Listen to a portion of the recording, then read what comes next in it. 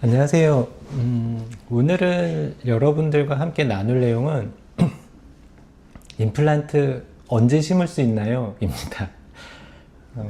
많은 환자분들이 이제 이를 빼고 나면 다들 이제 궁금해 하시죠. 언제 이 심을 수 있어요? 언제 이 들어가요? 이렇게 물어보시는데 사실 빨리 이를 해놓고 싶은 마음은 환자분들도 있고 저도 그런데요. 근데 사람 몸이라는 게 아무는 과정이 있기 때문에 어쩔 수 없이 이제 기다려야 되는 기간이 필요하거든요. 그래서 왜 기다려야 되고 어떤 때는 또 빨리 하고 뭐 그런 거에 대해서 저희가 좀 설명을 드려볼게요. 조금 복잡한 내용이고 사실 이 내용만 갖고 예전에 유럽에서 임플란트 한다 하는 많은 연구자들이 모여서 몇 박 며칠 해서 결론 내리고 그랬었거든요. 그 얘기를 조금 더 쉽게 이해하실 수 있게 제가 어떻게 설명을 좀 드려보겠습니다. 일단 결론부터 말씀드리자면 만약에 앞니 같은 경우에 치주질환이나 잇몸 파괴 없이 이를 빼야 된다 하면은 그냥 당일날 이를 심고 뼈이식을 하는 것이 맞고요. 그렇지 않고 뭐 어금니나 잇몸 질환이나 아니면 치아의 파절 등으로 염증이 심해서 잇몸뼈가 많이 파괴된 경우라면 3, 4개월 정도 기다렸다가 이를 심는 것이 바람직합니다. 왜 그런가에 대해서 제가 좀 차근차근 설명을 드려볼게요.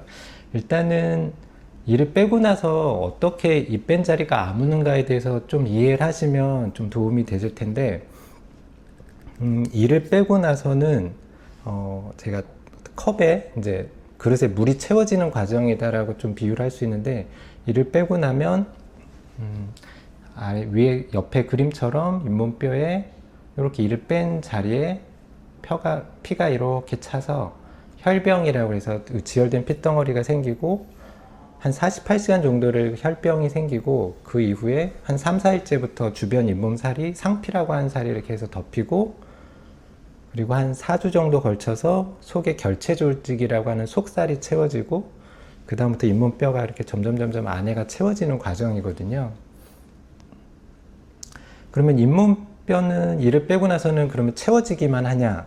그러면 좋을 텐데 사실은 잇몸뼈는 치아를 받치고 있는 뼈라서 이가 빠지고 나면 난 할 일이 없네 하고 점점 수축되면서 퇴화되거든요.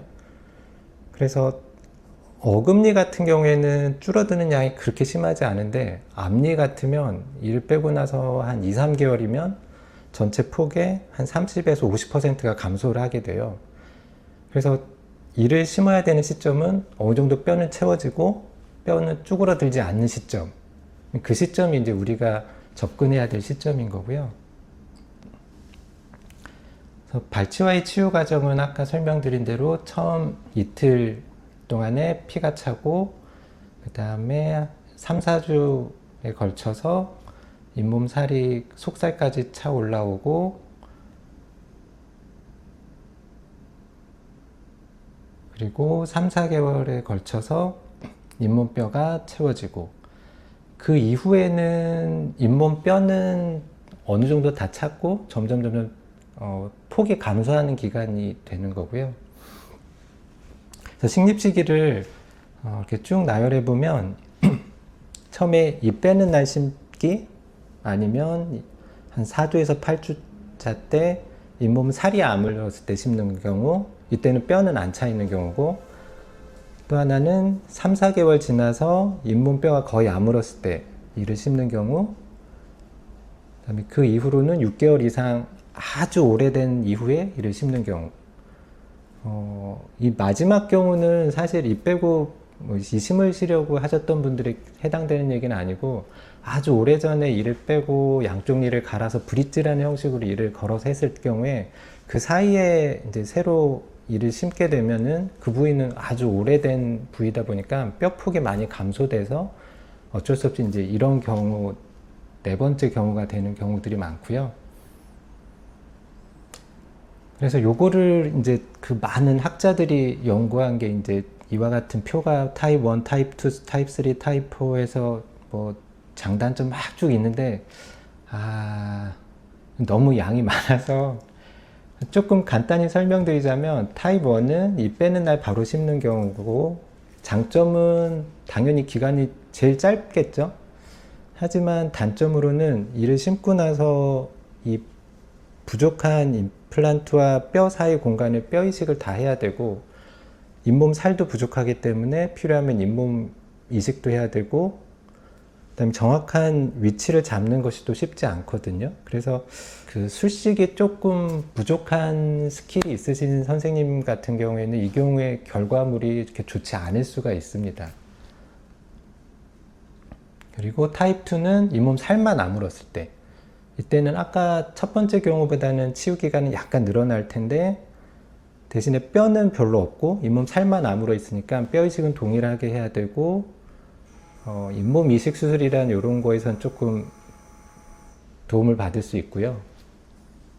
타입 3가 이제 우리가 가장 흔하게 하는 경우고, 이 발치하고 3, 4개월 지나서 어느 정도 뼈가 충분히 아물었을 때 이를 심는 경우고, 이 경우라면 뼈 이식을 거의 안 하는 경우도 있고, 하더라도 최소한으로만 하기 때문에 수술의 난이도도 좀 줄고 수술 시간도 감소할 거고, 골 이식 비용도 최소화될 거고, 그래서 기다렸다가 심는 것이 가장 보편적인 방법이고 가장 안전한 방법일 수 있습니다. 물론 아주 잇몸 파괴가 심했던 분이라면 3, 4개월 만에 또 별로 뼈가 안 아물어 있기 때문에 3, 4개월이라는 시점에선 약간 유동적으로 우리가 뭐 5개월을 기다릴 수도 있다 이렇게 생각하시면 되고요. 마지막 타입 4는 한참 지나서 임플란트를 심는 경우니까 임플란트가 뼈에 단단히 고정은 되지만 감소한 뼈폭 때문에 뼈 이식을 또 해야 되는 경우가 생길 수 있고요. 그래서 저희가 정리를 하자면 잇몸 파괴가 없는 앞니인 경우에는 워낙 뼈폭이 많이 주니까 이럴 때는 조금 수술의 난이도가 있긴 하지만 이를 빼는 날 이를 심는 것이 유리하고요. 그 외의 경우로 잇몸 질환에 의해서 많이 파괴돼서 뼈가 없고 하는 경우라면 기다렸다가 이를 심는 것이 유리합니다. 그러면 이제 궁금해 하시는 게, 그럼 잇몸 질환으로 파괴가 안 된 경우에는 어떨까요? 궁금해 하실 수 있는데요. 잇몸 질환이나 어떤 치주 질환으로 잇몸뼈가 파괴되지 않았다면 발치보다는 어떻게 살려보는 방향으로 가는 게 맞는 거죠. 네. 그래서 조금 정리를 하자면, 가급적이면 최대한 내 몸이 스스로 치유된 건강한 뼈에 임플란트를 심는 게 중요하고, 그리고 불필요한 고리식은 최소로 하는 것이 중요하고, 그다음에 수루의 통증이나 부종이 최소화될 수 있는 시기를 잡는 것이 중요하고, 그리고 건강한 뼈가 아닌 뼈에 임플란트를 심게 되면 제대로 기능을 못하기 때문에 보철을 빨리 못하게 되거든요. 그래서 건강한 뼈에 잘 심겨진다면 보철 시기도 당길 수 있기 때문에 건강한 뼈에 임플란트를 심음으로써 보철 시기를 오히려 앞당겨서 전체적인 치료 기간을 줄일 수가 있는 겁니다. 그래서 임플란트의 치료의 주요 목표, 본질적인 목표를 좀 이 시간 좀 말씀드렸으면 하는데요.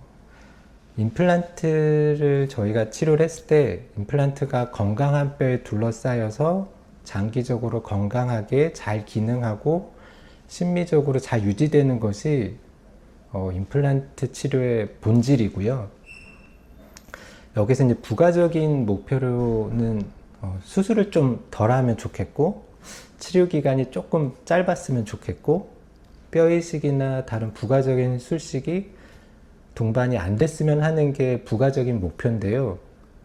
하지만 여기서 중요한 거는 이런 부가적인 목표 때문에 앞에서 말씀드린 임플란트 치료의 본질이 되는 것들이 훼손돼서는 안 된다는 거죠. 그래서 요즘 너무 부가적인 목표를 많이 내세우면서 본질이 많이 훼손돼서 임플란트가 안 좋아진 채로 저희 병원에 내원하시는 분들이 너무 많아서 조금 안타까운 마음에 이 영상을 준비해 봤고요.